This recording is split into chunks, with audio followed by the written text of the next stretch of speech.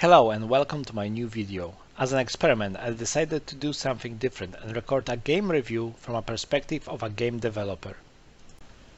The game I will be talking about today is Scavengers. First announced in December 2018, developed by Midwinter Entertainment, Scavengers is a team-based new approach to battle royale genre. From early gameplay footage, it didn't seem if this game could pull off something groundbreaking, and after all, it was entering the market to compete against giants like Fortnite, Warzone, or games similar in visual style like Apex Legends. Could this game really bring something new to the table? Well, I did participate in a closed beta test back in September 2020, as well as the closed beta test that is live as today, December 19, till tomorrow, December 20 of 2020. Unfortunately, I cannot showcase any gameplay footage from the game as it's strictly prohibited without written consent. But I can tell you right away that Scavengers is a game that definitely can gain enough player base at launch to compete with before mentioned giants and find a place of its own on the market. As for the core gameplay mechanics, it's a third-person perspective shooter with class-based characters. Each character can use any weapon or tool that is available in the game, but have some small distinguished features. One special ability that is on cooldown, one signature weapon that can be obtained only through the crafting system in-game. The core gameplay mechanics do reward engaging in PvP with other players, but doesn't force you on it. The ultimate goal is to collect the greatest number of special shards and bring them to the end of the match to evacuation point. Multiple teams can evacuate at the same time, and winning condition will be based on number of shards collected. Obviously, at the end location where there's a large density of players, there's a lot of PvP going on, and it's a bit more challenging, but still fighting with other players can be avoided if you wish for it. Rewards at the end of the map are being given based on shard and place overall, not kill based. So you don't have to be first to get great progression of your account. Much like Apex Legends, Scavengers allow for your fallen teammates to respawn after time. Here, however, it doesn't require any special location or action to take by the surviving player. Simply, as long as a single party member survives, his teammates can respawn, losing part of the match progress, but still having a fighting chance.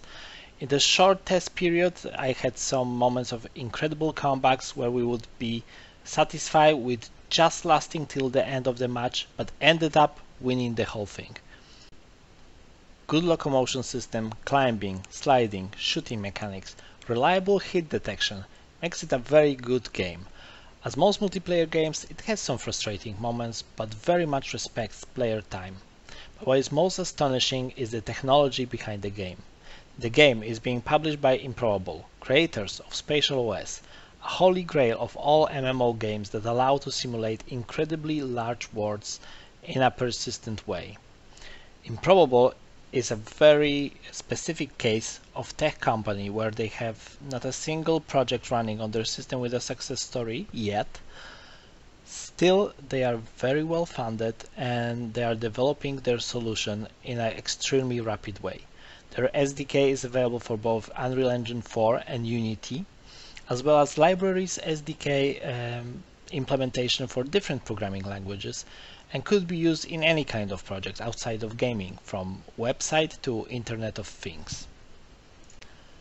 System also allows to offload certain type of objects into a separate worker, a physical server with authority over those objects, allowing to offload all physics object simulation to one separate process, while all AI could be managed by another, and the rest of the map and overall player management by the main one.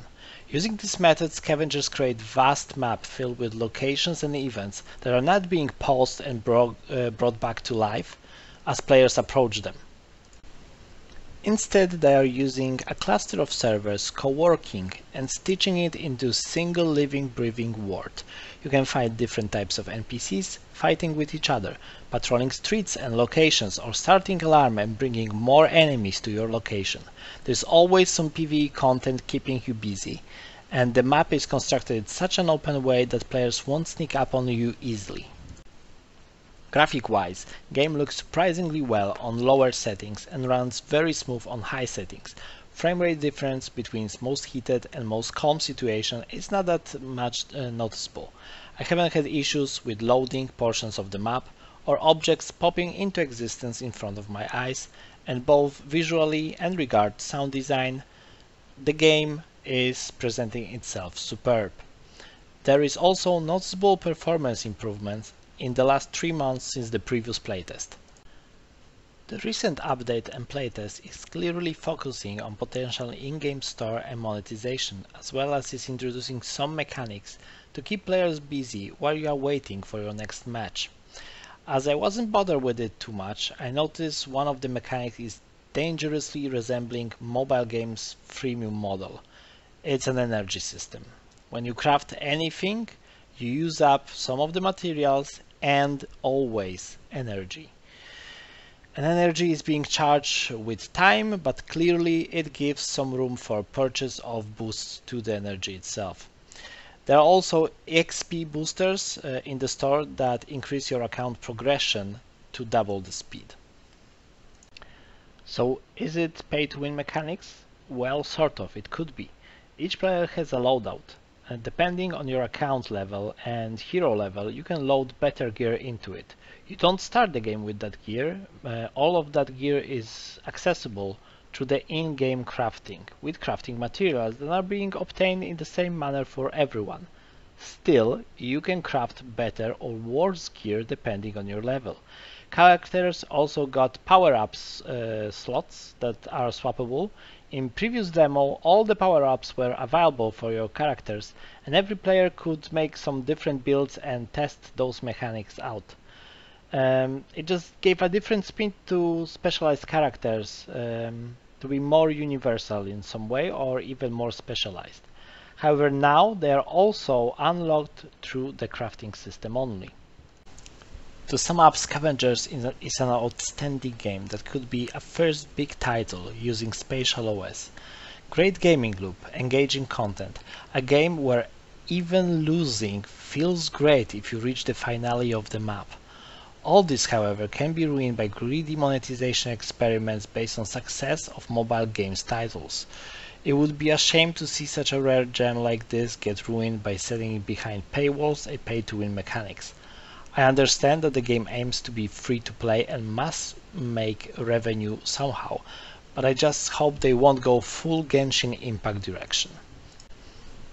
I will definitely continue to follow this title and support the developers, and hopefully soon it will be possible to record and stream its content. Honestly, I didn't think I would be ever excited for a Battle Royale game, but Scavengers is something new and refreshing.